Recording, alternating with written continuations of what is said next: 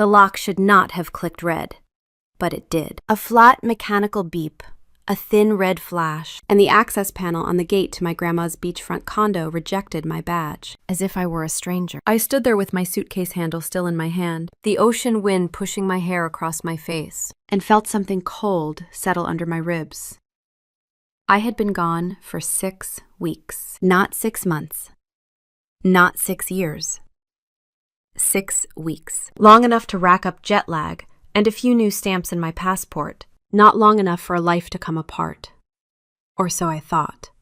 I tried the badge again. Same cold red blink. Same denial. I almost laughed. Not because anything was funny, but because the sheer absurdity knocked the breath out of my lungs. For years, that badge had let me come and go without a second glance. That condo was the one place I trusted to be stable, safe, predictable. It was the kind of place retirees dreamed of, a quiet stretch outside Charleston where the sand was white. The neighbors waved politely, and security guards took their job seriously. I bought it for my grandma so she could spend her last years listening to the waves, instead of the hum of a refrigerator in some assisted living facility. And now the gate was acting like I did not exist. Before I keep going, let me pause for a moment, because I always wonder about things like this. Whenever people listen to stories like mine, I find myself imagining where they are, what they are doing. When all of this happened, I was standing at the gate of that condo community with the wind cutting through my heads, jacket and the taste of airplane coffee still bitter on my tongue. I hit the call button on the security kiosk. A guard stepped out of the small glass office, squinting at me like I had interrupted a nap he did not want to admit taking. He had that slow stride of someone who never rushes unless the building is on fire. I held up my badge.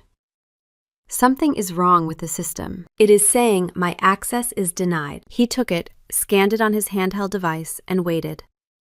Then his brows dipped. Interesting. Looks like this badge is revoked. Not expired, revoked. He said it the way a doctor might say the word malignant. Calm. Factual. Final enough to chill the rest of your day. I pulled out my driver's license and handed it to him. Isla Benson. Unit 406. My grandma lives here. She has for years. He scanned my ID, then checked something on the screen inside his booth. His mouth tightened. I am sorry, ma'am. That unit changed ownership 3 weeks ago. The resident of record is no longer your grandmother.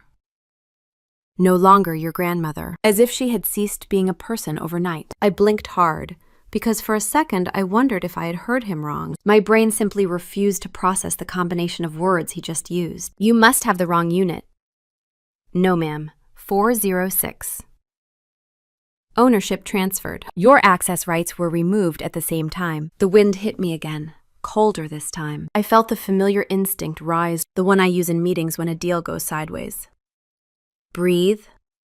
Assess. Do not react emotionally. My profession has trained me to evaluate numbers, patterns, people, motives. Shock is just another variable if you look at it the right way. Can you tell me who the new owner is? He shook his head. Privacy policy, of course. Privacy. The word I suddenly hated. I pulled out my phone and dialed my grandma. It rang once, twice, then went to voicemail. Her voice was on the greeting. Soft, sweet, recorded on a day when the world still made sense. I ended the call and tried again. Same result. I swallowed and called my dad. Straight to voicemail. I tried my mom. Nothing. A small warning bell chimed somewhere behind my sternum. My family never agrees on anything, but apparently they all agreed not to pick up the phone today. I turned back to the guard. Can you at least confirm she moved out voluntarily, or whether she left a forwarding address? He shook his head again with the same bland expression. Ma'am, all I can say is she is no longer listed as a resident. That is all our system allows. The impulse to argue rose in my throat, but I tamped it down. This was not the man who changed ownership. He was just the messenger, with a polyester uniform and a laminated badge that said, Travis. I thanked him out of habit, even though gratitude felt like the wrong currency. Then I rolled my suitcase back to the car, the wheels bumping along the concrete as if they had objections of their own. The moment I sat inside and shut the door, a strange stillness dropped over me. My hand stayed steady. That surprised me. I have been rattled before. Broken hearts, bad news, canceled contracts, flights that landed 2 hours late in the wrong city. But this was different. This was the kind of stillness that comes before a storm, the kind nature uses to warn you that your life is about to divide itself into before and after. I tried my grandma again. Voicemail. I tried my dad once more. Nothing. I tried my mom. Nothing. It was like dialing into a dead frequency. For a woman who had grown a whole business on controlling variables, this was the sort of uncertainty that made your scalp prickle. I stared through the windshield at the gate still closed behind me. It looked almost smug. 6 weeks. That was all. 6 ordinary weeks, during which I sent pictures to my grandma of airport lounges, sunsets over hotel pools, a latte shaped like a leaf in a tiny cafe in Copenhagen. She always replied with a heart or a little note telling me she loved the view. Not once did she hint that anything was wrong. She was not the type to keep a crisis to herself. If she had so much as twisted an ankle, she would have told me with 3 exclamation marks. So where was she?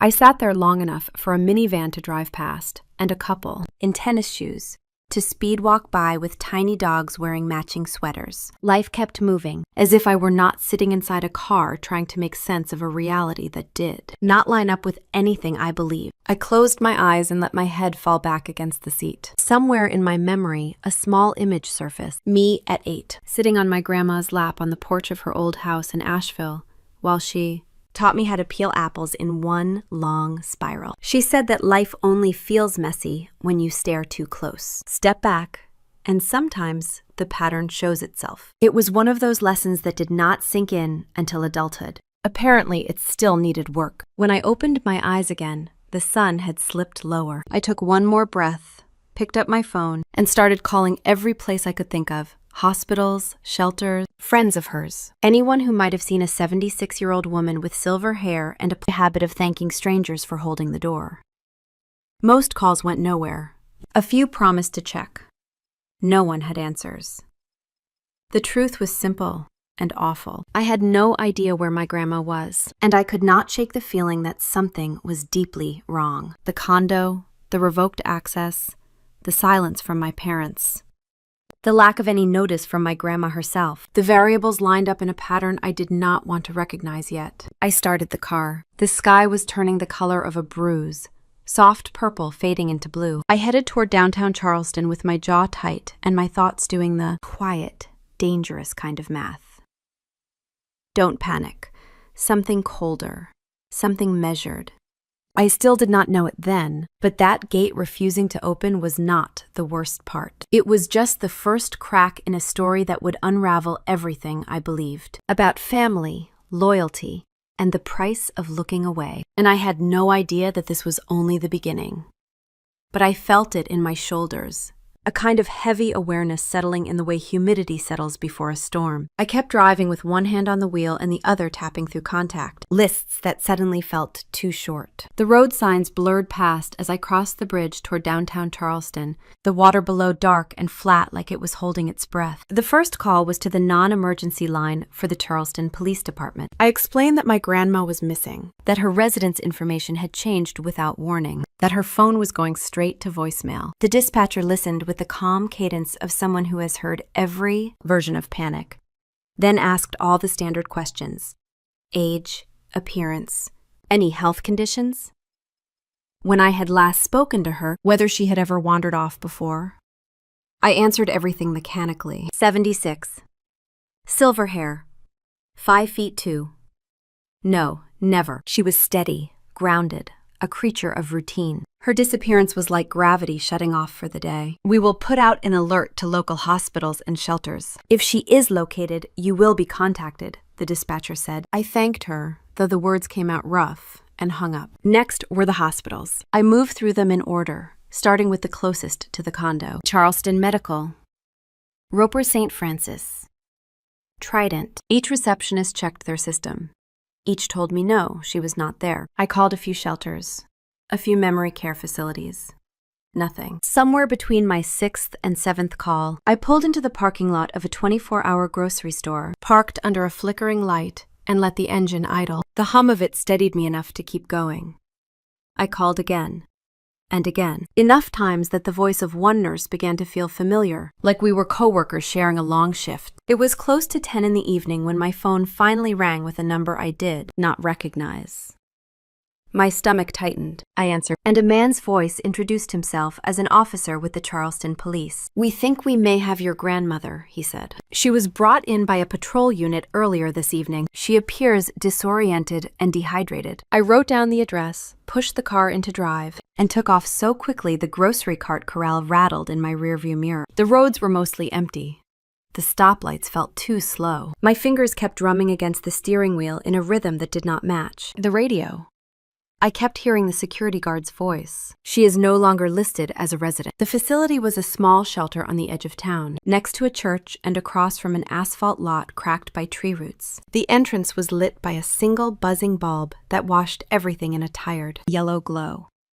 Inside, the air smelled faintly of detergent and something metallic. I walked up to the intake desk, gave my name, and waited while the woman behind the counter checked a clipboard. "She is in room 3, she said. A volunteer is sitting with her." Room 3 was down a short hallway. I could hear a soft voice humming from inside, not my grandma's. When I stepped through the doorway, the humming stopped. A woman in a blue vest stood up from a chair near the bed and gave me a tired smile. "I think this is who you are looking for." My grandma lay on the narrow bed under a thin blanket. Her hair, usually brushed smooth, was tangled. Her cheeks were flushed an unhealthy shade of red. Sweat dampened the collar of her shirt. Her eyes were closed, but her breathing was fast and shallow. There was a paper cup of water on the bedside table and a pair of cheap rubber sandals on the floor.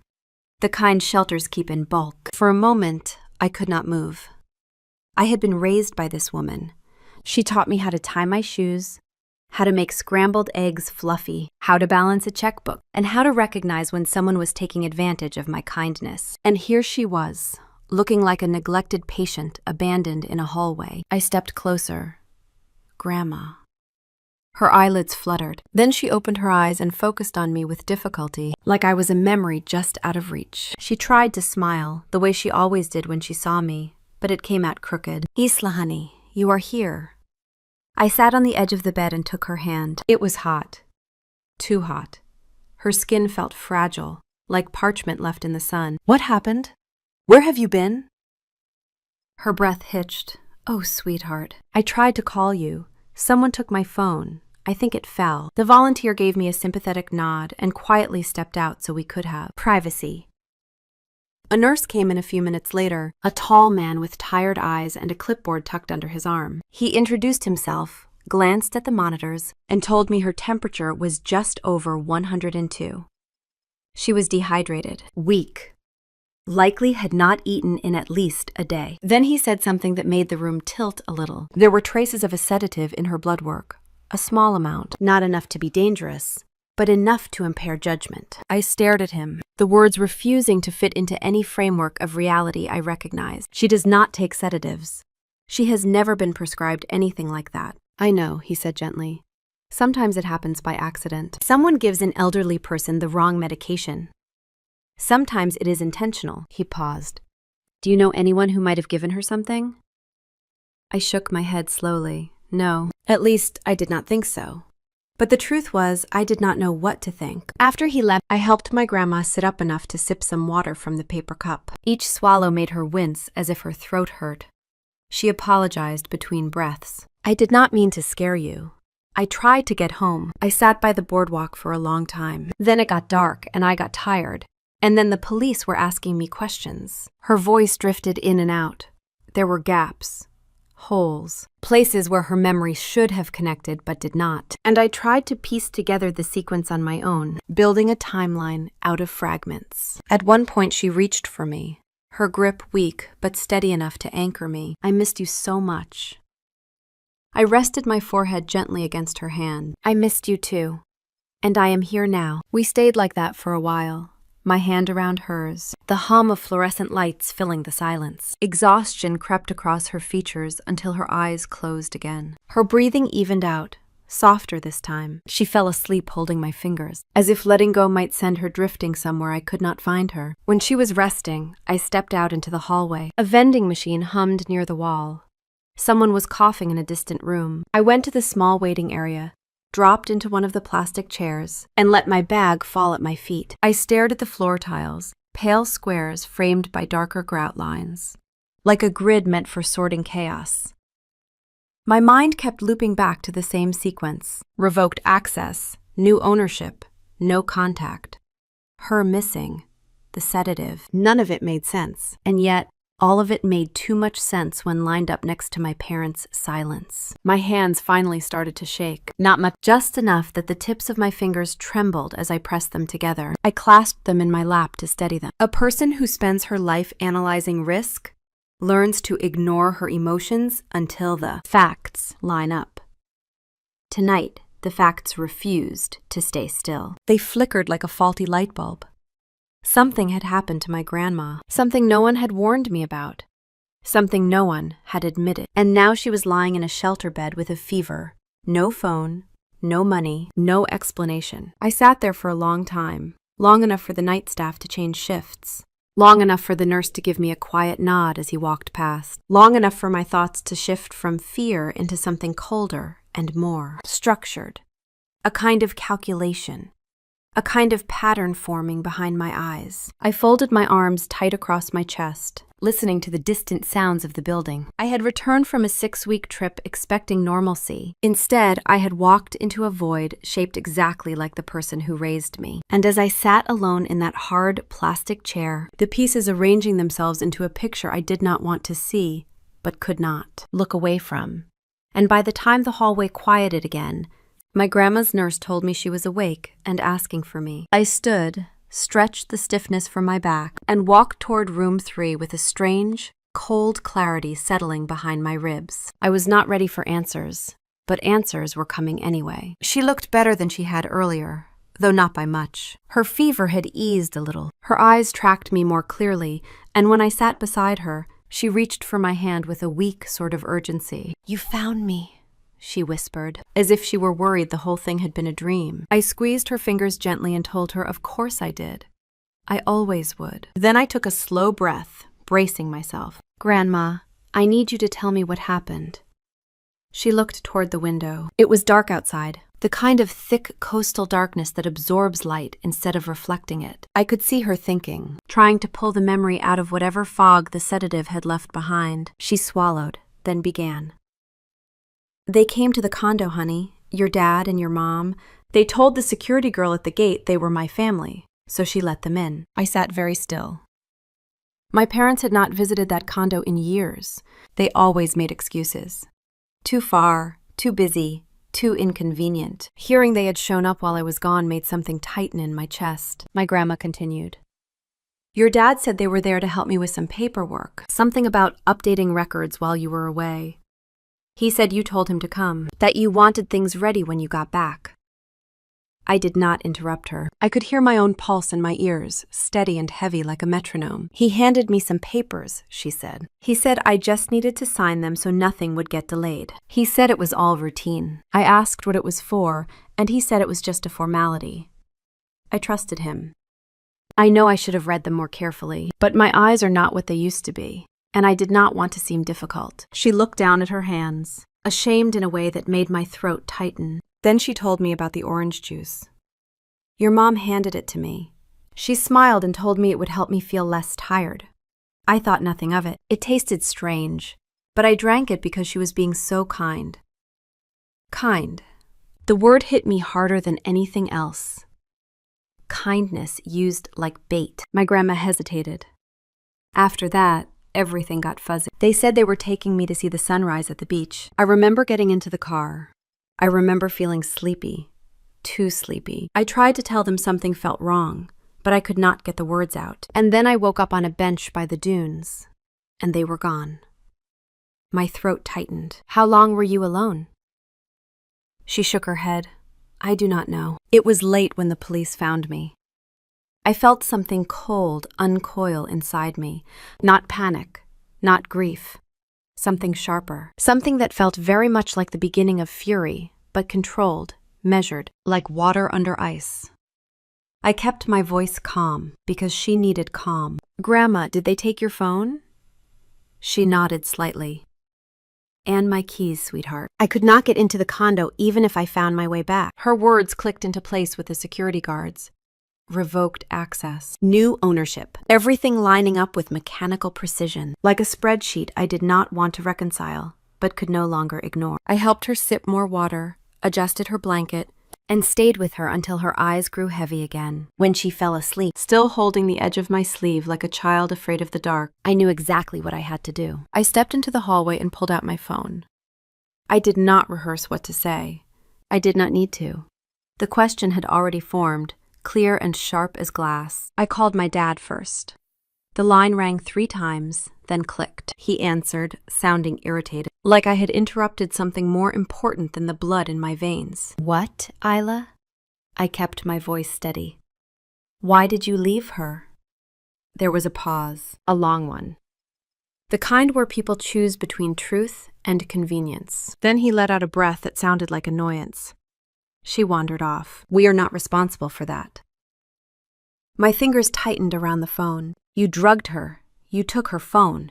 You took her keys. You abandoned her on a beach. Why? His tone sharpened. Watch your mouth, young lady. You have no idea what you are talking about. My mom's voice chimed in faintly in the background. Put it on speaker. Let her hear me. Then my dad's breath moved across the microphone, and suddenly both their voices were there, mingled, defensive, brittle in the way only guilt makes brittle. Your grandmother is fine, my mom said. Stop being dramatic. This is exactly why we had to step in. You are never home. You left her there alone. She was not alone. I bought her that condo so she could live safely, so she could have peace. It was the only thing she ever wanted. My dad snorted at that. That condo was too much for an old woman. She did not need it. We did. There it was, the slip, the truth. My pulse steadied in a way that almost frightened me with its clarity. What did you do? I asked, each word deliberate. Did you sell it? Another pause, a quieter one. Then my dad's voice, flat, unapologetic. It is our inheritance anyway. We are just taking it early. The words were so blunt, so casually cruel, that for a second I wondered if I had hallucinated them. My mom added, You have plenty. You travel the world. You will be fine. We needed the money more. I did not raise my voice. I did not curse or shout. I simply felt the last thin threads of assumption snapping one by one. They had not even asked if she was alive. Not once since answering the call. They had not said her name. All they cared about was the condo, the money, their entitlement. Their justification is wrapped in cheap logic. My voice came out quiet and cold, the kind of cold that settles inside you when you finally stop pretending. She could have died. Do you understand that? My mom scoffed. Well, she did not. So stop being dramatic and fix it, Isla. Call the condo people. Undo whatever needs undoing. You are the one with the connections. You can make this go away. The expectation in her tone was so casual, so confident, it almost made me laugh again. The same humorless laugh I had felt at the gate. They genuinely believed I would clean up after them, that I would smooth everything out, call the lawyers, call the banks, make the crime evaporate, because ruining a life was inconvenient for them. When I finally spoke, the words surprised even me with how steady they were. I am not fixing anything for you. I am not covering anything up. You did this. You deal with it. My dad snapped something about ungrateful children. My mom started on how much they had sacrificed. I did not wait for the rest. I pulled the phone away from my ear and ended the call mid-sentence. The silence that followed was cleaner than anything they had said. I stayed in the hallway for a few breaths, letting that silence settle. No shaking, no tears, just a tightness in my chest, like a door had closed and locked behind me for good. Whatever remained of the person I used to be around them, the girl who tried to keep the peace, who smoothed arguments and made excuses, she had finally gone quiet. I slipped the phone back into my pocket and walked slowly to the window at the far end of the hall. The night was still dark, the street outside empty, except for a single streetlight flickering over the cracked pavement. I watched it pulse, that flawed rhythm, like a warning or a countdown. Behind me, my grandma slept in room 3. her breathing soft and uneven. Ahead of me was a truth I could no longer unsee. My parents had not acted out of confusion or desperation. They had acted with intention, calculation. They had treated my grandma like an obstacle instead of a human being, a possession, a thing they believed they had the right to rearrange or discard. And as I stood there with the hum of the hallway filling my ears, I felt something shift inside me. Not a snap, not a break, more like a hinge turning, setting a new direction. A slow, deliberate pivot. I turned back toward room 3, toward the woman who raised me, toward the one person in the world who had never asked for anything except honesty. My footsteps were soft against the floor, steady, unshaken. I knew what needed to happen next. I knew exactly which path had opened. And for the first time since landing back in Charleston, I felt something close to certainty taking shape, sharp and cold, ready for what came after. I knew exactly which path had opened, but knowing did not make the next morning any easier. I barely slept in the chair beside my grandma's bed. Every time she shifted or sighed, my eyes snapped open. Around 6 in the morning, a nurse stepped in with a gentle smile and told me they wanted to run a few more tests. I let them take her, then sat alone staring at the empty bed, feeling a knot of responsibility tighten between my ribs. When she returned, she looked a little more awake. Her fever had dropped a degree. Her cheeks were less flushed. She took a few sips of water without wincing. It was progress. Tiny, but real. I sat next to her as she adjusted her blanket and tried to smooth her hair, embarrassed that it was still tangled. "You look beautiful," I said quietly. She shook her head, but her eyes softened. I reached into my bag and pulled out the folder the nurse had given me earlier. It held the documents that had been found tucked into her sweater pocket when she arrived. Crumpled pages, bent corners, smudged ink. Papers she had signed without truly understanding what they meant. "Grandma, I need to ask you about these." She looked down at them as if seeing them for the first time, though I knew she had seen them before, just not through clear eyes. "My handwriting is all over the place," she whispered. "I should not have signed anything. My eyes are too weak these days." I touched the back of her hand. "You trusted them. That is not your fault." Her throat bobbed as she swallowed, and she blinked quickly like she was trying not to cry. I unfolded the top sheet. It was a property transfer document granting full authority over the condo to my dad and mom. Their signatures were neat, deliberate. Hers was shaky, almost illegible. The date was stamped 3 weeks earlier, the same day my badge had been revoked. The next page showed a temporary power of attorney, not legally airtight, but enough for someone unscrupulous to use as leverage. They had timed everything perfectly while I was overseas. I handed each page back to her gently. "Why did you sign these?" She pressed her lips together, choosing her words with care. "Your dad said it was important. He said you asked him to take care of it because you were busy. He said it was for your protection and mine, that it would help pay bills while you were traveling." I believed him. He is my son. She shook her head. "He used to be such a sweet boy." The weight of her words settled into my chest like wet sand. I had left her unprotected. Not physically, not emotionally, but legally. I had assumed no one would ever prey on her. I had believed my absence was temporary and harmless. I was wrong. My intentions had not been enough. I took a breath and forced myself to stay in the present. There would be time later for self-blame. Right now, she needs stability, not guilt. "Grandma, did you understand what the papers said?" She looked down at her hands. "Not really." But I did not want to disappoint him. He made it sound simple. My vision is so bad these days. The print was too small, and I was tired. She hesitated. And the orange juice made me more tired. It made my head feel heavy. Her words lit a flicker of heat at the base of my spine. I kept my expression steady, but inside, another piece of the puzzle slid into place. She had not just been manipulated. She had been impaired. After she rested again, I stepped out to the nurse's station and asked for copies of everything. One of the nurses, a woman with short hair and a no-nonsense tone, handed me a small stack and said if I needed further documentation regarding her condition, they would provide it. I thanked her and sat in the waiting area flipping through the pages. Every line of each document felt like a violation, a theft of dignity disguised as bureaucracy. It was clear I needed legal guidance. I could not rely on assumptions. This was beyond a family dispute. I Googled elder law attorneys in Charleston and found a firm 10 minutes from their hospital. The earliest appointment they had was at 10 o'clock. I booked it. By the time they called my grandma for her next round of fluids, I told her I would be leaving briefly to talk to someone who could help. She nodded, though worry flickered across her face. "Will you come back before lunch?" Her voice was so small. "Of course." "I am not going anywhere," I said. "You are safe.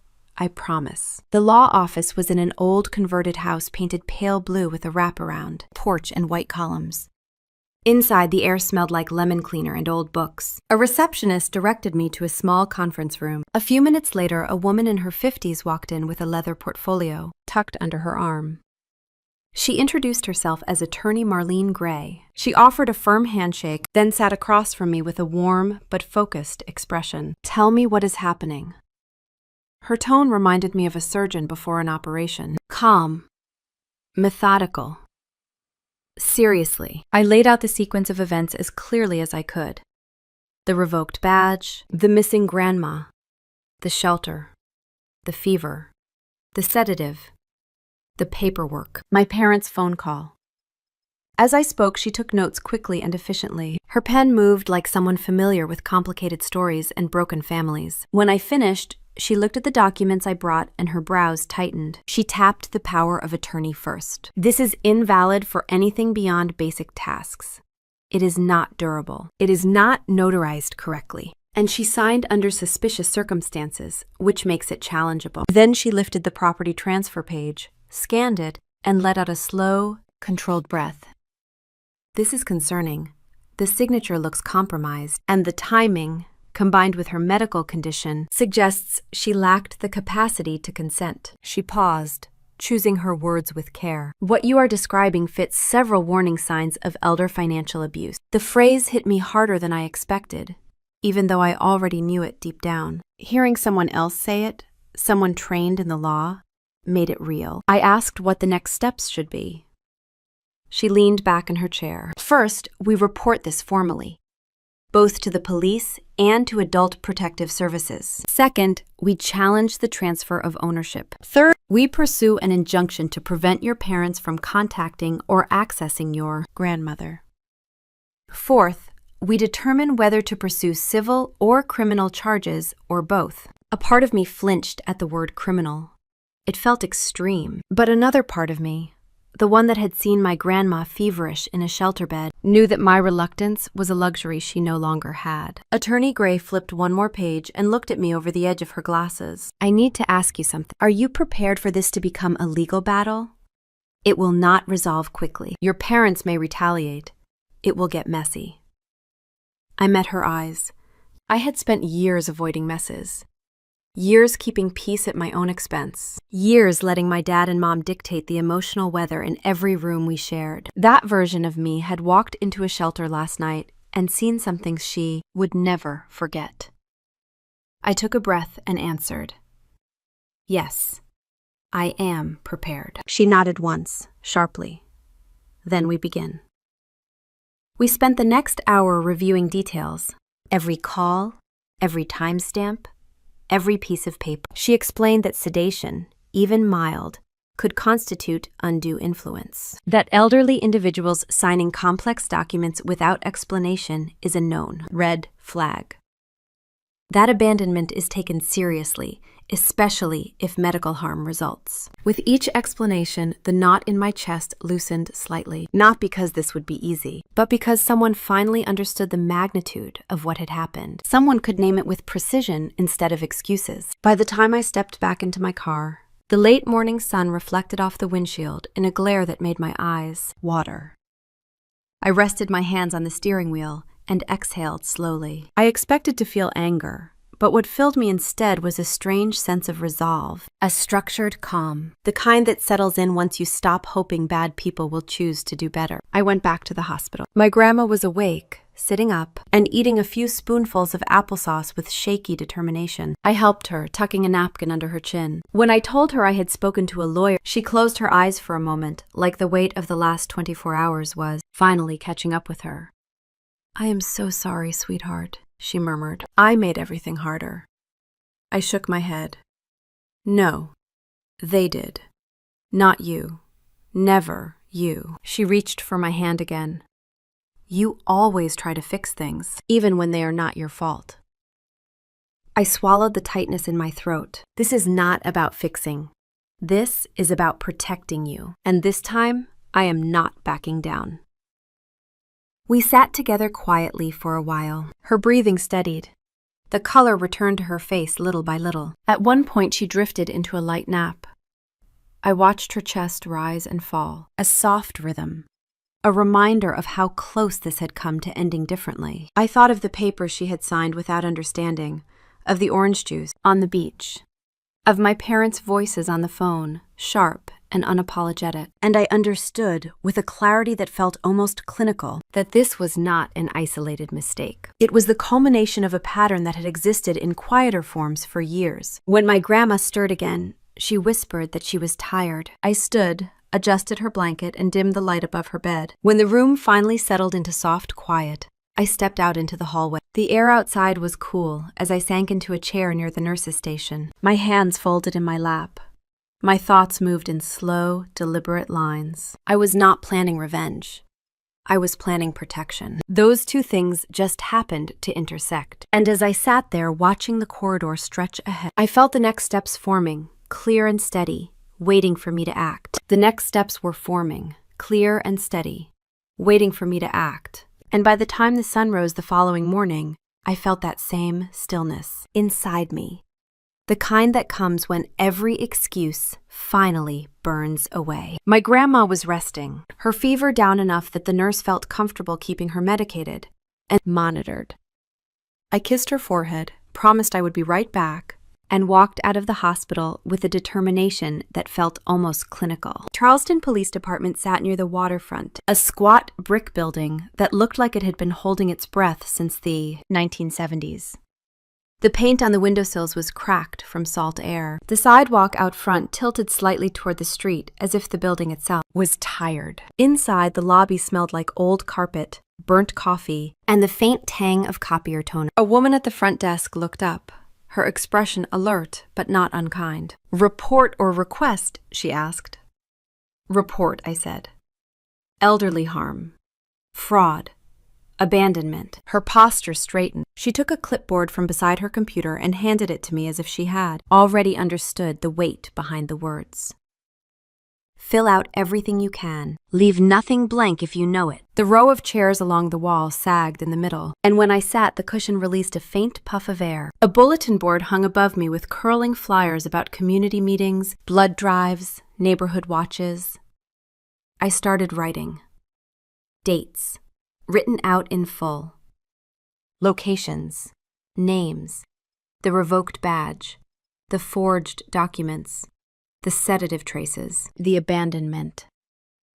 I included details I had not spoken aloud in years. The way my grandma hesitated when signing forms, how my parents always framed irresponsibility as spontaneity, how their demands had escalated over time.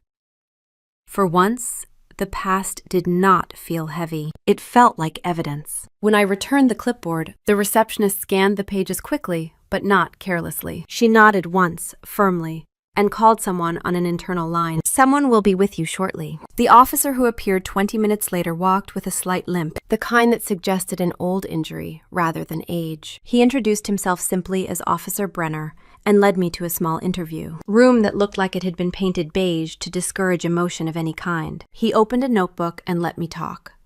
No interruptions, no leading questions. His pen moved steadily, a quiet scratching sound underlining my words. When I finished, he closed the notebook gently. "I am forwarding this to our investigations unit.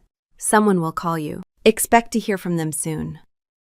Soon, it turned out to be mid-afternoon. I had stepped into the hallway outside my grandma's hospital room to clear my head, when my phone rang with an unfamiliar Charleston number. "This is Detective Simmons with the Charleston Police Department. I have reviewed your initial report. We are opening a case." A case. The word landed with a quiet finality that traveled through my chest like a slow, steady pulse. Not triumph, not relief. Just the recognition that the truth was finally stepping into a room where it could not be ignored. "We will need to interview your grandmother once she is stable," he continued. "We will need her medical records and copies of any documents she signed recently. Expect communication from me and possibly others. These cases require persistence." "Of course, whatever you need," I said. He paused. "I want to prepare you for something. These cases take time. Families often resist. They minimize. They invent revisions of events that fit what they can emotionally tolerate. Are you prepared for that?" I thought of my dad's monotone dismissal, my mom's entitlement. Neither of them asked once how my grandma was doing. "I am prepared," I said. When I stepped back into my grandma's room, she smiled weakly. Her fever had dropped another degree. Her hair, still damp from the cool cloth the nurse had used earlier, clung softly to her temples. I sat beside her, letting her breathing and the steady hum of the monitor settle my nerves. That peace lasted 10 minutes. My phone buzzed. Then buzzed again. Then again. When I finally looked, 3 missed calls from my dad, 2 from my mom. Several text messages piling in so quickly the notifications overlapped. My mom: "Stop causing drama. You need to calm down and let adults handle this." Then: "We did nothing wrong. Fix it before things get worse." My dad: "Answer the phone, now. You are making a mistake." Followed by: "The longer you drag this out, the worse it will be for everyone." I stared at the screen as if their words were insects tapping against glass. Familiar tactics: blame, minimizing harm, pressure disguised as concern. I turned the phone face down on the table. My grandma needed rest. She was the only priority in this room. The calls kept coming, every 15 minutes. Then every 10. Once the phone vibrated continuously for almost a full minute. I did not block them. Evidence mattered now. Every message added another layer to the pattern the detective already suspected. My professional life began to intrude around noon. My assistant in Charlotte forwarded an email summary. The international team needed my confirmation on a partnership proposal worth several $million. A major client wanted to know if our pitch meeting for the following week was still happening. Calendar reminders popped up one after another, like flashing warnings. I typed responses from the hallway, leaning against a wall under a humming fluorescent light. I rescheduled the meeting, delegated 2 deadlines, promised the team I would review the proposal later that night. But the work felt distant, like I was trying to operate a machine through fogged glass. When a colleague called to ask if I could join a virtual meeting the next morning, I hesitated. My grandma's doctor had just recommended keeping her another night for monitoring. My presence mattered. I told him I would try. His silence on the other end told me everything. "You do what you have to do," he said eventually. "We will manage." Around mid-afternoon, Detective Simmons called again. "We have spoken with the security staff at the condo. Your parents were granted access only because your grandmother verbally confirmed they were family. After that, they were allowed unrestricted entry." He paused, letting the words settle. "There is no record of them signing in or out on the day she was abandoned. We are working on enhancing the parking lot footage." I thanked him, even though my stomach had tightened at the confirmation. Hearing the facts from someone else made the betrayal sharper, more defined. When he asked whether my parents were still attempting contact, I told him they had been calling all day. "Good. Do not respond. Save everything." As evening approached, my phone showed nearly 40 missed calls from them combined. Multiple voicemails, dozens of texts. I did not listen. The sound of their voices would only distract me from what mattered, and every attempt they made now was another piece of the story they were unintentionally documenting. A nurse stepped in to check my grandma's vitals. She glanced at my buzzing phone and raised her eyebrows. "Persistent," she said. "Family trouble," I replied. "Something like that," she added with a sympathetic smile. My grandma woke again long enough to sip some broth. Her hands shook slightly, but she insisted on feeding herself. When she settled back against the pillows, she whispered, "You look tired." I told her I was fine. It was half true. I was functioning. But underneath the surface, exhaustion had settled like sediment. The emotional weight of the day. The professional obligations piling. The fear for her. the anger at them. Everything converged into a tight ache behind my eyes. I stepped into the hallway for a moment of quiet. Through a window overlooking the parking lot, the city lights reflected off rows of cars like scattered coins. I pressed my forehead against the cool glass and breathed slowly. My phone buzzed again. I let it buzz until it stopped. And in that silence, something settled inside me. This would be long. It would require patience, strategy, and steady resolve. But I was no longer reacting. I was building a case. I was protecting her. And I would see it through. I slipped the phone back into my pocket and walked toward my grandma's room. The nurse had dimmed the lights. My grandma was already asleep, her breathing even. I pulled the chair close to her bed and sat, letting the quiet of the room surround me.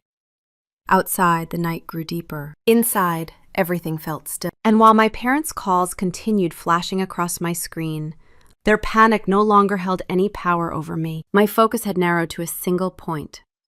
Protect her. Let the investigation proceed. The rest would unfold, step by step, as steadily as the tide returning to shore. By morning, the quiet resolve I had clung to overnight hardened into something sharper.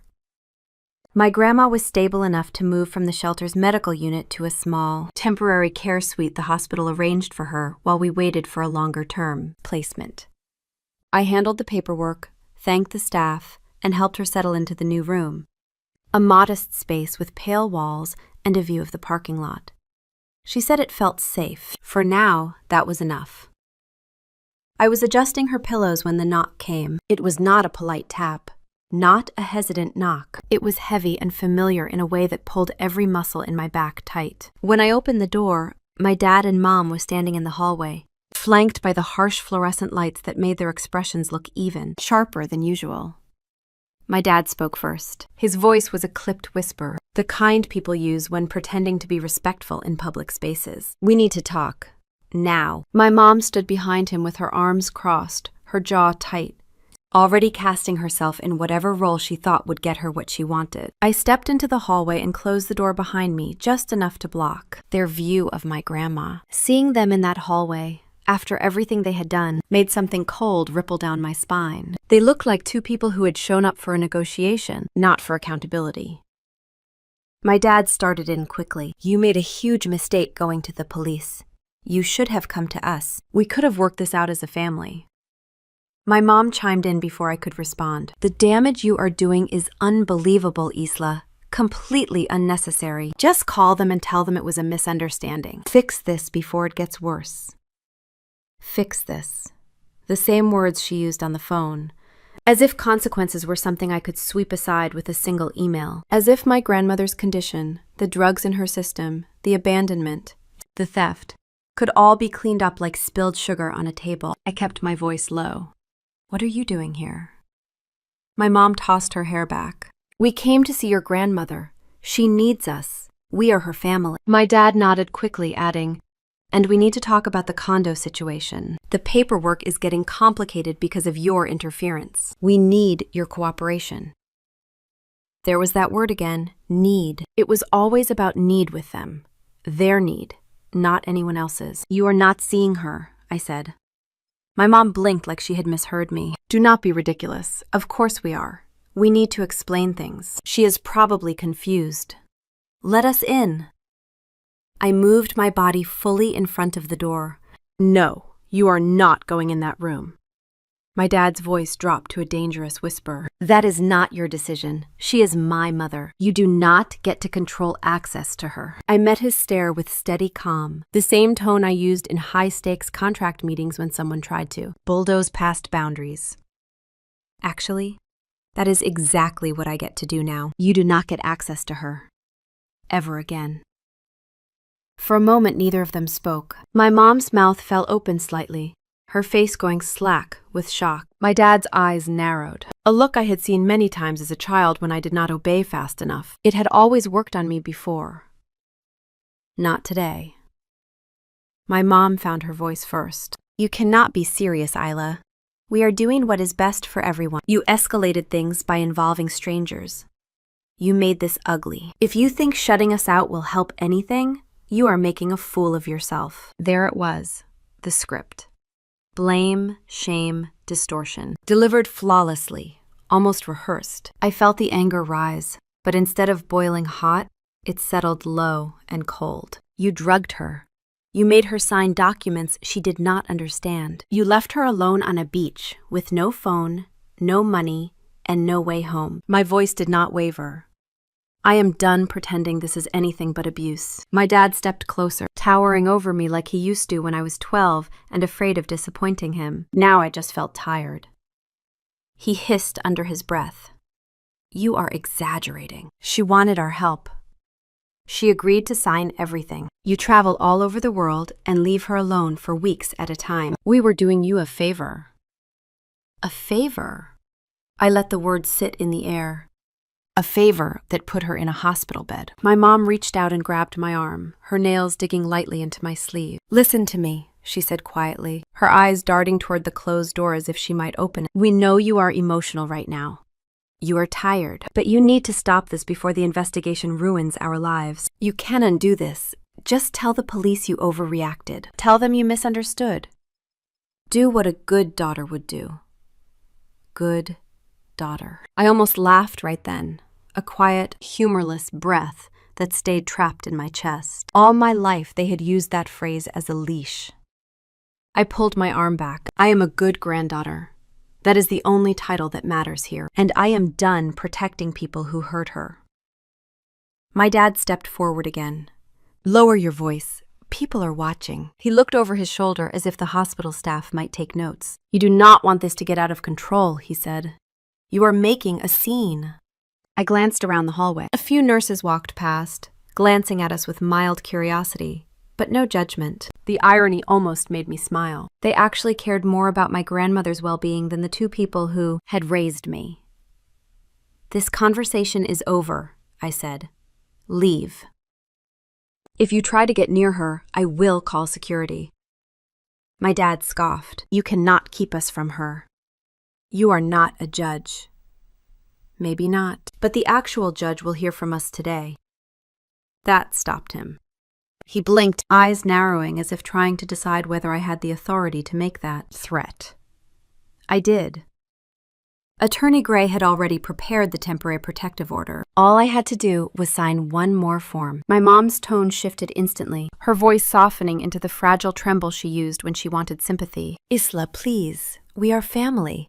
You are tearing us apart. Think about what you are doing. She reached for my hand again, and I pulled it back before her fingers touched mine. For years, I had mistaken that tone for love. Now it sounded like a strategy. I shook my head. Do not call me again.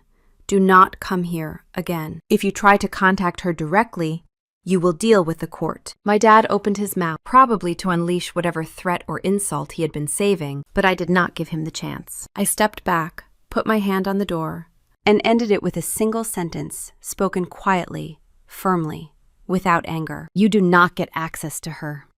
Ever again. Then I opened the door, slipped inside, and closed it sharply behind me, their voices muffled into silence. Inside, the room was dim. My grandma was asleep, unaware of the storm on the other side of the wall. I stood there for a moment, letting the quiet settle over me like a blanket. My hands were steady, my breathing even. The confrontation had drained something from me, but it had also solidified something else. A line. A boundary. A nurse walked in shortly afterward holding a clipboard. Ms. Benson, she said softly, a bit startled when she saw my expression. Is everything all right? Yes, I said. Everything is fine. It was not fine.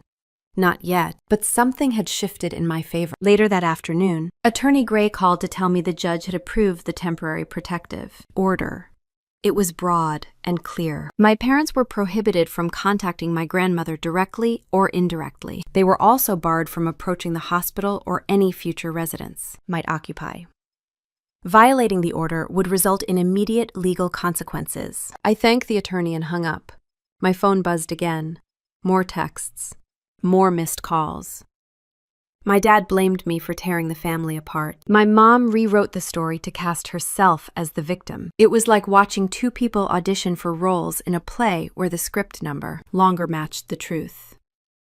I did not respond. I did not even open half of them. Their words no longer carried weight. When evening came, My grandma woke enough to eat a few spoonfuls of dinner. She smiled when I read her a message from my assistant saying the team was handling things in Charlotte.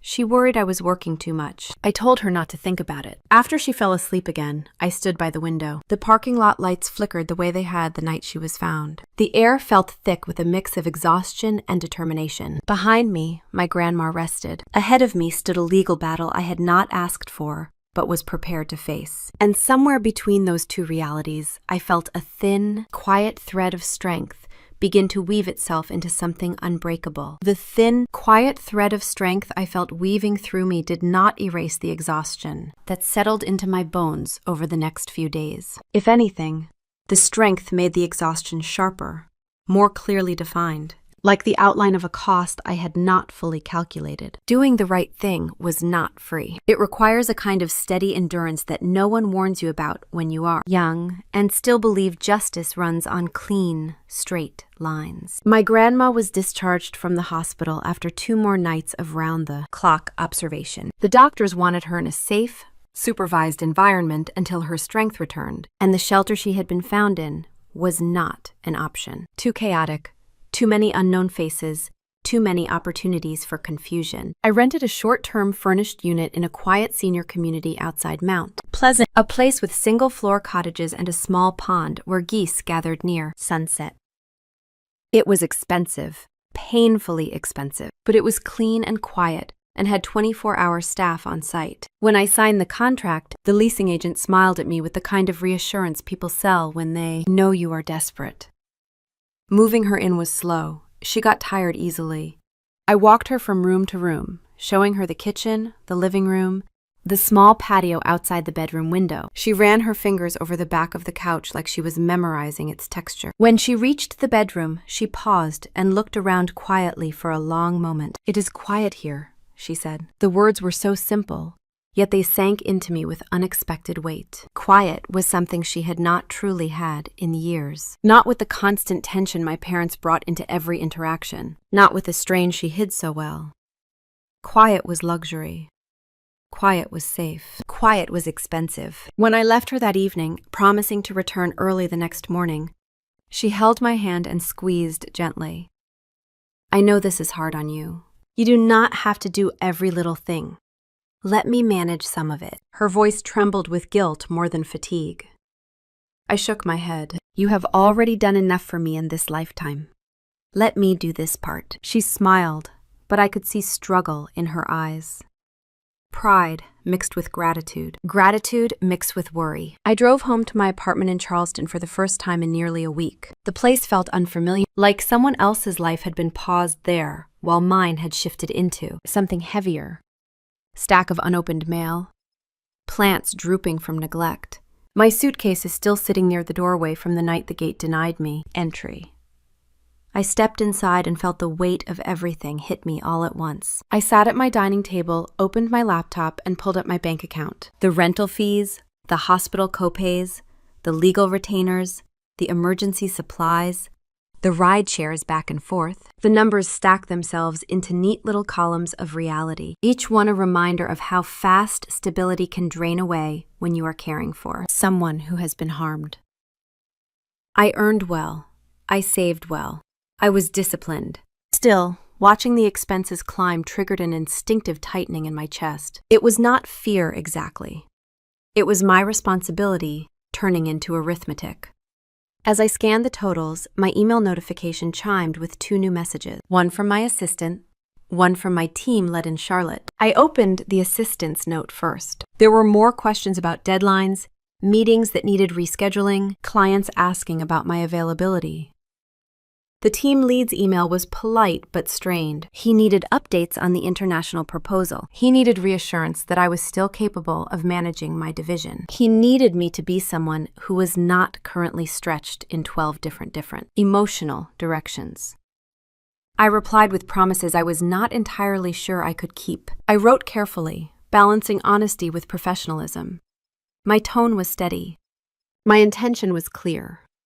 But when I hit send, a knot of doubt formed in my gut. I had never been late on a contract deliverable in my career. Now I was juggling time between hospital halls, legal consultations, and my grandmother's fragile recovery. Something had to give, and I already knew it would not be her. The next morning, I woke before dawn, the apartment dim except for the faint blue glow from the streetlights outside. I showered quickly and drove to Mount Pleasant with a to-go cup of coffee warming my hands. When I arrived, my grandma was sitting at the small kitchen table sipping tea. Her hair was brushed. Her eyes were clearer. "You look better today," I said, as I set down a bag of groceries. She smiled faintly. "I slept well. It is quiet here." She repeated the phrase almost absent-mindedly. I realized then that quiet had become her benchmark for safety, a measure of peace, a language for healing. I made her scrambled eggs and toast, pretending not to notice how slowly she moved the fork, how carefully she lifted each bite. After breakfast, she wanted to sit outside for a while, so I helped her settle into one of the chairs on the patio. She closed her eyes and tilted her face toward the early morning sun. For a moment, she looked like the woman she had been before everything twisted itself into knots. Watching her breathe in that air softened something in me, but it also sharpened the ache of everything I had lost in the process. My career rhythm, my sense of normalcy, my trust in my family. Even my own confidence. Doing the right thing meant sacrificing pieces of yourself in ways that no one applauds. My phone vibrated again. My dad, for the 6th time that morning. I did not answer. The protective order had been served the day before. They were furious, but legally blocked. The messages alternated between guilt, threats, denial, and pleas. My mom wrote long paragraphs about how I had misinterpreted everything, how she was sorry I was too emotional to see the reason, how I had broken the family. I deleted them without reading the majority of the words, but the buzzing did not stop.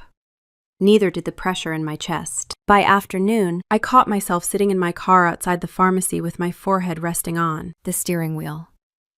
Not crying, not shaking, just drained, depleted in a way that felt bone deep. The cost of doing the right thing was not just financial or logistical, it was psychological.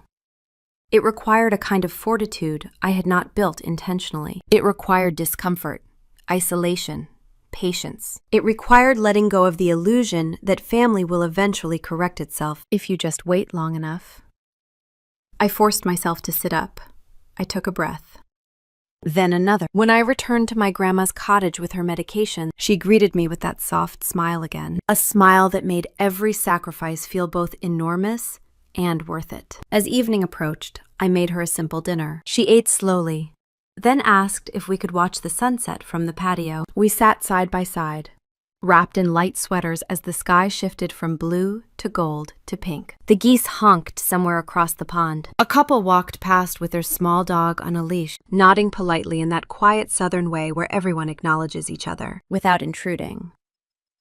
My grandma rested her hand on top of mine. "I know this is hard for you," she said. "You are carrying too much." I turned my head slightly, watching her profile against the fading light. "You carried me for years," I said. "This is nothing compared to that." She shook her head softly. "You are a strong woman, Isla, but even strong women need rest. Do not lose yourself while trying to save me." Her words were gentle, but they landed with sharp accuracy. A small truth I had been avoiding. I had not allowed myself a moment to breathe, a moment to acknowledge fear or grief or uncertainty. I was operating like a machine. I looked out over the water, at the ripples catching the last threads of sunlight. She squeezed my hand again. "It is quiet here," she said for the 3rd time that day. And this time, the words did not just describe the cottage or the pond or the sunset. They described peace, safety, a kind of calm that had been missing from her life for far too long. Hearing her say it, I felt something loosen inside me. Maybe the cost was worth it. Maybe silence and distance from the wrong people were their own form of wealth. Maybe quiet was not a luxury, but a necessity. The sun dipped lower, the air cooled. My grandma leaned her head back against the chair and closed her eyes. I watched her breathe, watched the gentle rise and fall of her chest. For the first time since returning from my trip, I let myself inhale fully, slowly, without bracing. Maybe this was what safety looked like. Messy, expensive, exhausting, but real. The sky had already turned deep, even blue, when I walked my grandma back into the cottage that night. She moved slowly, but without fear, and that alone felt like a kind of victory. When she was settled in bed and drifting toward sleep, I stood for a while in the doorway, watching the steady rise and fall of her breath. It was the most fragile kind of peace, held together not by certainty, but by the simple fact that she was safe. I turned off the light and stepped quietly into the hallway. By the time I reached the kitchen, my phone buzzed with a new message from the investigator. Tomorrow morning, 8 o'clock sharp, Duval County Courthouse. Bring all originals. It was not unexpected. Still, I felt the air tighten in my lungs. Tomorrow was the day everything would be put on record. No drama, no speeches, just facts. I drove home to my apartment with the windows cracked slightly, letting the cold night air fill the silence that settled around me. My hands stayed steady on the steering wheel. I noticed that.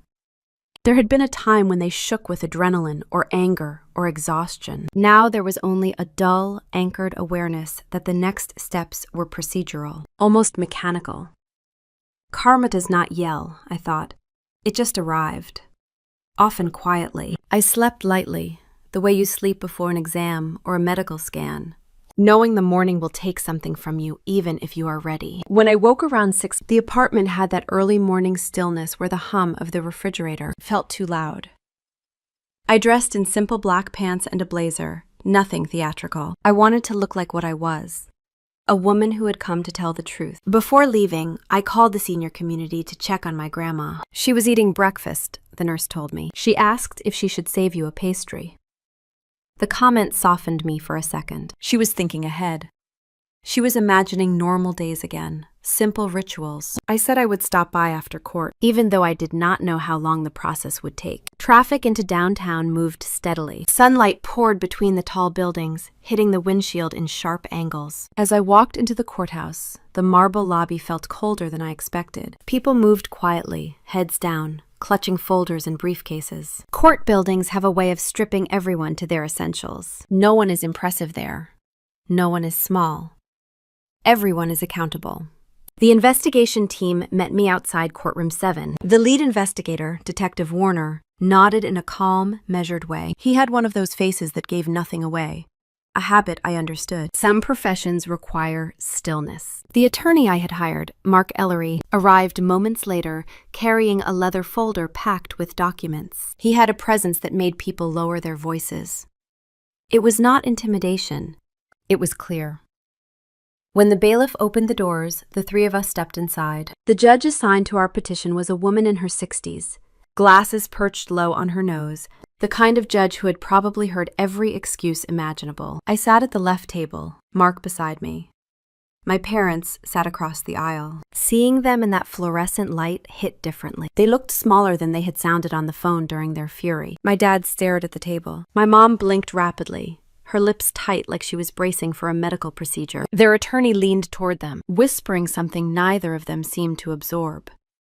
The judge began. She spoke concisely, no wasted language. First, she reviewed the petition I had filed, a motion to void the power of attorney, a request for guardianship oversight, a complaint regarding suspected elder financial abuse and neglect. The words sounded clinical, spilling across the courtroom microphones, but the weight beneath them was anything but. Mark stood and presented the documents, the forged signature, the medical records showing the sedative traces, the security logs from the condo, the report from the officer who found my grandmother wandering disoriented near the bus terminal. The judge read each page slowly. She looked at me once, her eyes steady and direct. Not warm, not cold, just seeing. My parents' attorney argued next. His voice carried that familiar rhythm of someone trying to shape a narrative into something gentler. Misunderstandings, family disagreements, confusion. He used the phrase, "no malicious intent," twice in under 2 minutes. When he finished, my mom raised her hand slightly, asking to speak. The judge allowed it. My mom's voice was thin, shaky. She kept her eyes on the table. She said she never meant harm. She said she thought my grandma wanted help with the paperwork. She said she panicked at the beach. Nearly every sentence started with something I never thought. Not once did she say, "I am sorry for what we did." Not once did she mention my grandma's fear, or her illness, or the fact that she abandoned a 79-year-old woman with no identification, or money. My dad did not speak at all. When it was my turn, I stood, though my knees felt strangely hollow. I did not raise my voice. I did not embellish. I simply stated what had happened, in order, as clearly as I could. The condo access, the hospital, the sedatives, the missing phone, the forged forms, the abandonment. My voice stayed level. I noted that, too. Calm has a way of sounding unforgiving when laid beside cruelty. When I finished, the judge asked me one question. "Do you believe your grandmother is safe in the presence of either of your parents?" The answer rose without hesitation. "No, she is not." The judge nodded once, wrote something on the file in front of her, and began her ruling. The power of attorney was declared invalid. The transfer of authority was void. A temporary guardianship order was granted to me, pending full review. Restrictions were placed on any contact my parents could attempt, both in person and electronic. A protective barrier settled into place. Not with drama, but with protocol. Regarding the sale of the condo, the judge paused. Her tone shifted slightly as she explained that the civil proceedings surrounding fraudulent sales would continue under separate legal channels. She did not elaborate. She did not need to. What mattered today was safety. My mom let out a faint sound, not quite a cry, not quite a gasp. My dad remained motionless, shoulders slumped. Their attorney touched their arms lightly, a gesture that seemed more perfunctory than comforting. The judge concluded with a single line that stayed with me long after the audio in. The courtroom faded. Harm does not need to be loud to be real. Then she dismissed us. When we stepped into the hallway, I felt neither triumph nor relief, just the slow exhale of something unclenching after too long. Mark asked if I needed anything else from him that day. I told him no, thanked him, and watched him disappear into the elevator. My parents hovered a few yards away, not approaching, not leaving. My mom looked at me with something I could not immediately interpret. Not anger, not regret, something closer to disbelief, like she still expected me to fold in the last minute the way I had so many times before.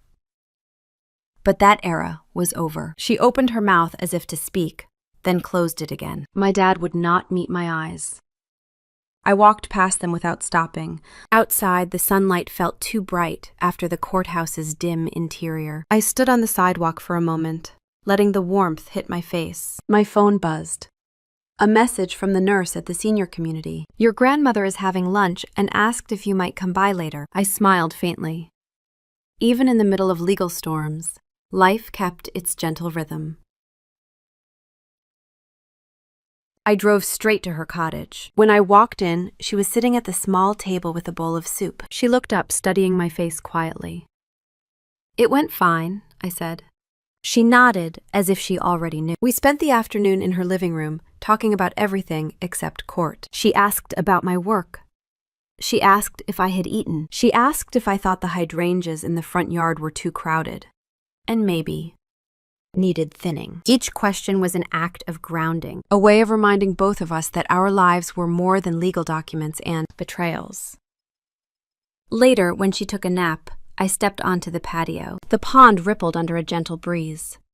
A few leaves skated across the surface. It struck me then how quiet victory can be. No fireworks, no applause, just the absence of threat. The restoration of safety. The knowledge that someone you love is no longer within reach of harm. My phone buzzed again. A voicemail from my mom, though I did not open it. Whatever she had to say could wait. The law had spoken. Boundaries were in place. Karma had not shouted. It had walked in through the front door with a clipboard and a clear set of dealings, instructions. As the sun began to lower behind the trees, I let my shoulders drop. For the first time in a long time, I felt something like stability threading itself back into my spine. The cottage was quiet. My grandma was safe, and the consequences were unfolding exactly as they needed to. I stayed there until the sky shifted into the darker shades that signal evening. Then I stepped back inside, closed the patio door gently, and let the quiet settle around us again. I closed the patio door behind me, and the cottage settled into its evening hush, the kind of quiet that feels earned rather than accidental. My grandma was still asleep, her breathing steady through the cracked bedroom door. And for a moment, I just stood there in the dim light, letting the calm settle into my bones. The day had been long, heavy in places, strangely light in others. But it was done. What came next would not be dramatic or loud. It would be a choice. Mine. 2 mornings later, I drove to my attorney's office. It was warm for late spring, the kind of warmth that makes the air feel thick even before noon. The office sat on the 3rd floor of a brick building downtown, the elevator moving with that slow, mechanical sigh older buildings tend to have. When the doors opened, Mark was already waiting near the reception desk, holding a manila file and a cup of coffee he did not offer because he knew I was particular about flavor and temperature. Small things like that make the world feel more manageable. We stepped into his conference room. The blinds were half closed, sunlight striping the table in narrow bars. He gestured for me to sit, then placed the folder in front of me without theatrics. The tone in his voice suggested he had sorted through every possible angle already, and this was simply the next step. "We have an update on the civil track," he said. The judge's ruling opened the door for us to contest the sale. The title company responded quickly. They are not fighting the reversal. They want a clean exit. My fingers rested lightly on the folder, not opening it. I could already feel what was coming. Mark continued, tapping the edge of the folder with a quiet precision. "The condo can be restored to your grandmother's name. It is a straightforward administrative correction now. No delays. No additional hearings. You have the legal right to take it back." The words sat between us, neat and orderly. A return to the original state. A home restored. A symbolic victory wrapped in paperwork. But the image that rose in my mind was not the condo with its sea view, the balcony where my grandma liked to sit in the mornings, or the kitchen she organized with almost ceremonial care. What I saw instead was that security gate denying my access, the empty space where she should have been, the beach where they left her, the hollow look in her eyes when I found her. Places remember things, not literally, but enough that we do. Enough that walking into them reanimates what happened there. I opened the folder finally, scanning the pages. The legal language was cold and detached in the way only legal documents can be. But beneath it was the offer to rewind the world a few months, to pretend none of it had happened. Mark watched my face, waiting. He was too experienced to push, too professional to assume. I set the paper down. I do not want it back. He blinked once, almost imperceptibly. "You are certain?" I nodded. "Yes. My grandma is not going back there, and I am not either." He did not argue. Instead, he asked the only follow-up that mattered. "Do you want me to finalize the refusal on your behalf?" "Yes." He wrote a short note on his pad. The scratch of the pen sounded louder than it should have. When he looked back up, his voice softened in that careful way attorneys sometimes use when approaching emotional terrain. "It is a valuable property, Isla. There is no judgment in reclaiming what was yours." "I know." I said it quietly, not out of hesitation, but clarity. "It is not my home. Not anymore. And it never truly belonged to me in the first place. It belonged to a version of trust that does not exist now." Mark nodded, accepting the decision without interpretation. We went over a few more administrative steps, signatures, the sequence of filings he would complete. When we finished, I stood and felt something in my chest loosen. It was not freedom exactly, but it was direction. On the drive to the senior community, the sun climbed higher, lighting the tops of the magnolia trees along the road. I rolled the window down an inch and breathed in air that smelled faintly like warm earth and early summer. My grandma was in the lounge when I arrived, sitting near the window where the afternoon light pooled across the table. She was sorting through a small stack of recipe cards she had kept for years. Some were written in her handwriting, soft and looping, others copied from magazines long out of print. When she saw me, her face brightened in that calm, steady way she always had. "Good day," she said as I sat beside her. "Yes, productive. How are you feeling?" "Better. The air here is easier. It was such a simple sentence, but it held something rare. She had not said anything sentimental or grand. Just the truth of her comfort. I could feel the contrast then, between this light-filled room and the space where she had lived before, the place she had trusted, the place that betrayed her safety. We talked for a while, the kind of unhurried conversation that drifts from topic to topic like a leaf on a pond. She showed me a card for a peach cobbler recipe and laughed when she remembered she had never once followed the measurements correctly. The sound was gentle, but steady. It told me more about her healing than any medical chart could. She asked eventually about the court, not in a pressing way, just curious. I told her the truth, uncluttered. The condo can be put back in your name, I said. But I told them no. We are not going back there. She looked at me for a long moment, searching my face without judgment. Then she nodded, a small decisive tilt of her chin. Good. There are too many ghosts in that place now. I exhaled slowly, the breath leaving my chest in an even stream. There it was. Confirmation without explanation. Permission without weight. Later, we walked the small garden path behind the building. Her steps were careful but steady, the sun warming her shoulders. Flowers were just starting to bloom, small bursts of color against the green hedges. We did not talk much. We did not need to. The quiet around us was easy, unforced. On the far end of the path, there was a bench that faced a narrow strip of water. Not the ocean, not a grand view, just a peaceful inlet where the light shifted gently across the surface. She sat first. I joined her. For a while, she watched the ripples moving across the water. Then she said, almost like a sigh drifting into the warm air, "This is enough." It was not dramatic. It was not poetic. But it was exactly right.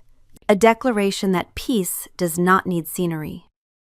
Safety does not need a price tag. Healing does not require restoration of property, only restoration of dignity. We sat there until the breeze cooled, until the shadows stretched long across the path. My phone buzzed once with a voicemail from my dad. I did not check it. I did not plan to. Some choices are loud. Some are violent in their clarity. This one was neither. It was gentle and absolute. I stood, offering my hand to help her up. She took it, her grip warm against mine, and we walked slowly back toward the building, letting the evening fold around us like a soft, closing curtain. Peace, I realized, is not something you win. It is something you choose. And that day, for the first time in a long time, I chose it without hesitation. I helped my grandma climb the last few steps to the overlook, my hand hovering near her elbow even though she barely needed the help anymore. The wooden railing was warm beneath her palm from the midday sun. A soft wind pushed up from the shoreline, carrying that mineral scent that had framed so many summers of my childhood. Back then, everything felt permanent. Now permanence was something I no longer believed in. But peace still felt possible, maybe even deserved. We were far from Jacksonville now, living in a quiet town along the Georgia coast where the water moved at its own patient pace. Here, the days folded into one another with a kind of gentle reliability I had never realized I needed. A few gulls circled overhead, too lazy to call out, drifting in the steady wind as if the air itself was holding everything in place. The sky stretched wide and clean, like a page no one had written on yet. Nearly a year had passed since the court issued the permanent protective order. It had come stamped on crisp white paper, but the boundary it created felt deeper than ink. My parents had not contacted me directly since, though people in our extended orbit occasionally hinted that they were still trying to tell their version of events. Once, a letter arrived at my attorney's office addressed to me. Mark intercepted it, sealed it in a folder labeled "Do Not Respond," and asked if I wanted to know what it said. I told him no. Some truths gain their meaning by what we choose not to invite back into our lives. My grandma adjusted her cardigan as she looked out over the water. The ocean sat farther from us here, glimpsed through breaks in the dunes, rather than right below our feet. I noticed she seemed to prefer the distance. A view you walked toward, not one you were forced to confront. A horizon that asked for nothing except your company. "How is your breathing?" I asked softly. "Better," she said. "The air here is honest." That phrasing made something warm rise in my chest. She did not speak in metaphors, not usually, but that one landed exactly right. honest air, a place where nothing pressed too hard or looked back at her with reminders she never asked for. Her doctors still marveled at her improvement. Physical therapy had become a routine she almost enjoyed. Her independence had returned in ways none of us dared predict during that first terrible week. Her memory had sharpened again too, though certain fragments from that night on the beach remained blurred, maybe mercifully so. We walked slowly along the sandy path. The boards of the boardwalk creaked under our weight as we settled onto a wooden bench facing the water. I brushed a few pine needles off the seat before she sat. She tilted her face toward the breeze and closed her eyes, and I watched as the tension in her shoulders eased inch by inch. I sat beside her and let the quiet press against us, the kind of quiet that feels earned rather than accidental. A year earlier, I had stood on a very different shore. I had held her up as she trembled with fever, her mind drifting in and out, her body still carrying traces of the sedative they gave her. I remembered the beeping of the hospital monitors, rhythmic and steady, the only predictable sound in that moment. And I remembered the weight of her hand clutching mine as if I were the only stable point in her world. I remembered calling my parents, expecting panic or fear or even shame. Instead, I heard that sentence spoken in a tone that was casual to the point of cruelty. It is our inheritance anyway. We are just taking it early. A sentence that did not wound me immediately. It hollowed me. Certain truths do not shatter. They erode. And once erosion begins, there is no unlearning what you now know. Watching her breathe calmly beside me now, that memory felt like a coastline I had once washed up on and then walked away from. Not erased, just uninhabited. My grandma opened her eyes again, pale blue catching the sunlight. "We should plant something on the porch this spring," she said. "Maybe rosemary. It keeps its scent even in the heat." I smiled and pictured it instantly. Clay pots arranged neatly, her hands tucked in the soil. A little herb garden meant not for survival, but pleasure. "I think that would be perfect," I said. She reached for my hand, her grip surprisingly strong, and looked back toward the horizon. The water shimmered in wide ribbons of silver and blue. No concrete towers blocking the light. No gated entrances. No access badges revoked without warning. Just open space and a steady tide rolling in. Just room to breathe. She whispered the words more than said them.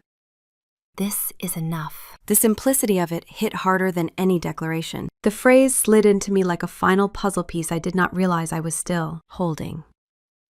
Closure, people say, can feel like victory, but sometimes it feels like choosing to stop walking back into rooms where you were never meant to stay. Sometimes the most powerful revenge is refusing to revisit what nearly broke you. We sat there for a long time, letting the sounds of the waves fill the silence. Several gulls called out from the beach below. A few families unpacked coolers near the shore, their voices drifting up in soft bursts that felt almost musical. My grandma leaned her head against my shoulder. I wrapped an arm around her and felt something inside me unwind, slow and steady. Eventually, she lifted her head. "I am ready to go back," she said. I helped her stand. Her hand was warm in mine, her posture steady. We walked the path toward the cottage. The sunlight filtered through tall seagrass, catching in the edges of her hair. Her steps were careful but sure. Mine matched hers without thinking. There was no triumphant swell in my chest. No cinematic feeling of resolution. Just a quiet loosening. A subtle release of pressure I had been carrying for months. Survival did not look like fighting. It looked like this. Two people walking home without fear. No apologies from the people who caused the damage. No explanation. And no need for either. We had stepped out of their orbit. That was enough. When we reached the porch, she paused and looked at the empty clay pots lined near the railing. They were clean, waiting. "I will pick up rosemary next week," I said. She smiled, small but certain. "Yes. Let us start with that." Inside, the cottage smelled faintly of the candle she liked, something with eucalyptus and sea salt. I helped her into her favorite chair, the one with a soft blanket draped across the back, and opened the windows to let the ocean breeze drift in. She closed her eyes and exhaled. I had not seen her look this peaceful in years, maybe ever. I stood in the doorway for a moment and watched her, not out of fear or vigilance, the way I had in the hospital. This was different. This was gratitude. Gratitude that she had survived. Gratitude that the law had listened. Gratitude that we had moved to a place where the past could not reach us without a court escort. She was safe. I was steady. The damage was real, but it no longer defined the shape of our days. And the path ahead, though imperfect, felt open. Before I go any further, if you have ever been told you were too much or not enough for your own family, remember this. Silence can be power. Truth can be the loudest revenge. Tell me in the comments what integrity means to you and where you are listening from. I leaned lightly against the doorway and let the soft sound of the sea move through the room. No dramatic flourish, no triumphant ending, just the steady rhythm of water and wind doing their work without asking permission. It was quiet. It was ordinary. It was enough.